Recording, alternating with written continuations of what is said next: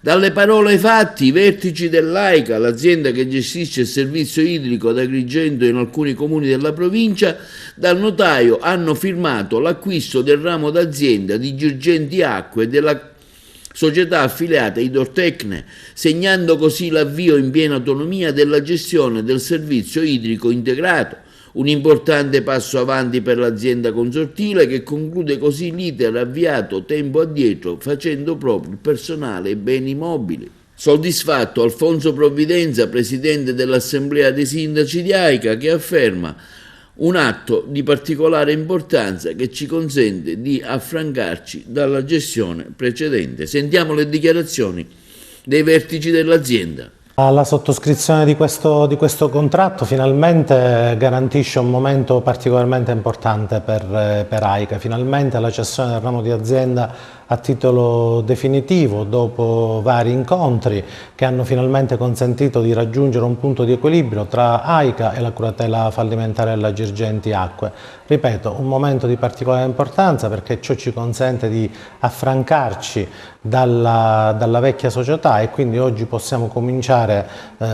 concretamente a parlare del vero avvio, del concreto avvio del percorso appunto che è portato in avanti da AICA, soggetto gestore del servizio idrico integrato. Allora, siamo alle battute finali rispetto ad una vicenda insomma, che ci ha visto come ente di governo d'ambito assieme al gestore ad AICA partecipare ad una lunghissima trattativa con la curatela, la cessione del ramo d'azienda di Girgenti Acque e di Idortecne. Sopraggiunge questa battuta allo stato finale dopo lunghissime trattative che si sono tenute in queste settimane e in verità da lunghi mesi, anche con l'intervento di Sua Eccellenza il Prefetto che in ultimo insomma, è stata preziosissima nel aiutare il gestore e noi dell'ente di governo d'ambito a definire in via del tutto straordinaria un passaggio fondamentale è l'attestazione ad una richiesta che da parte della curatela in primissima battuta rispetto a quanto richiesto a seguito di una verifica tecnica operata da un consulente del Tribunale arrivava a cifre che certamente non potevano trovare noi pronti a rimettere la nostra disponibilità. La cifra richiesta dal consulente era di circa 2 milioni di euro e con una nostra valutazione, in verità una valutazione dei tecnici di AICA che ha portato anche ad una seria valutazione, si è riuscita ad arrivare e ad attestare, concordando anche come una reciproca concessione nella trattativa, una quota di 680.000 euro che riteniamo una cifra congrua e coerente con quanto anche ritenuto dai nostri uffici utile e pertinente a che finalmente AICA si ritrovi a camminare sulle proprie gambe e a sostenere in modo autonomo ora un percorso che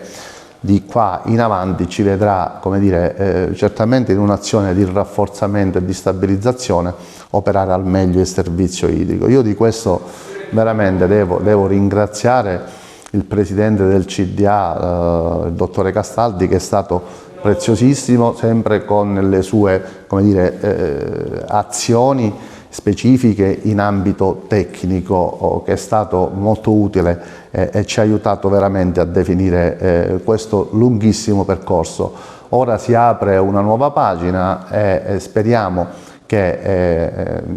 unitamente ad altri attori che partecipano alla gestione del servizio idrico, mi riferisco in prima battuta ai sindaci, mi riferisco alla consulta che in queste